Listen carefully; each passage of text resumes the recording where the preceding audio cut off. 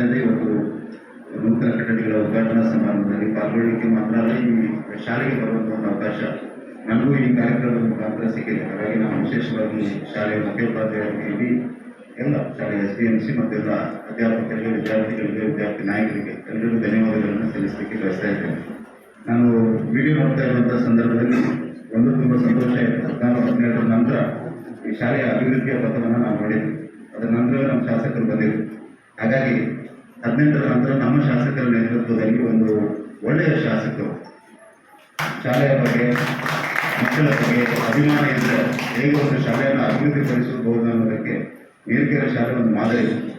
ಪ್ರಾಯಶಃ ನಮ್ಮ ಶಾಸಕರ ಅಭಿವೃದ್ಧಿಯ ಮಾದರಿಗೂ ಒಂದು ಕೇಸ್ ಸ್ಟಡಿ ಅಂತ ಈ ಸಂದರ್ಭದಲ್ಲಿ ಹೇಳಲಿಕ್ಕೆ ಬಯಸ್ತಾ ಇದ್ದೇನೆ. ನಾನು ವಿಶೇಷವಾಗಿ ಉನ್ನತ ಅವರಿಗೆ ಈ ಸಂದರ್ಭದಲ್ಲಿ ಎಲ್ಲ ಹುಡುಗರ ಪರವಾಗಿ, ಮಕ್ಕಳ ಪರವಾಗಿ ಅಭಿನಂದನೆಗಳನ್ನು ಸಲ್ಲಿಸ್ತಾ ಇದ್ದೇನೆ. ಒಂದು ಮಾದರಿ ಶಾಲೆಯನ್ನು ನಿರ್ಮಾಣ ಮಾಡುವಂಥ ಕೆಲಸ ಮಾತ್ರ ಅಲ್ಲ, ಪ್ರಾಥಮಿಕ ಶಾಲೆ ಮತ್ತು ಪ್ರೌಢಶಾಲೆ ಇವತ್ತು ಒಟ್ಟಾಗಿ ಅಭಿವೃದ್ಧಿಪಡಿಸುವಂಥ ಒಂದು ಪ್ರಾಮಾಣಿಕ ಪ್ರಯತ್ನವನ್ನು ಕೂಡ ನಾವು ಕೇಂದ್ರದ PSU ಆಗಿರುವಂಥ MRP ಎಲ್ಲ ಸೇರಿಕೊಂಡು ಮಾಡ್ತಾ ಇರುವಂಥ ಕೂಡ ತುಂಬ ಸಂತೋಷ ಪಡುವಂಥ ಸಂಗತಿ. ಒಂದು ಕಡೆಯಲ್ಲಿ 35 ಲಕ್ಷದ ಕೊಠಡಿ ಇವತ್ತು ಉದ್ಘಾಟನೆ ಆದರೆ, ಮತ್ತೊಂದು ಕಡೆಯಲ್ಲಿ 28 ಲಕ್ಷದ ಕೊಠಡಿಯ ಶಿಲಾನ್ಯಾಸ ಕಾರ್ಯಕ್ರಮವನ್ನು ಕೂಡ ಇವತ್ತು ನಾವು ಮಾಡಿದ್ದೇವೆ.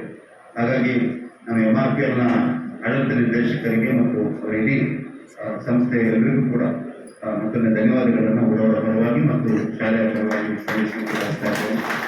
ಹೆಚ್ಚಿಗೆ ಮಾತನಾಡಲಿಕ್ಕೆ ಹೋಗೋದಿಲ್ಲ.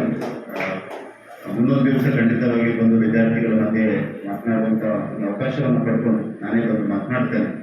ಇವತ್ತು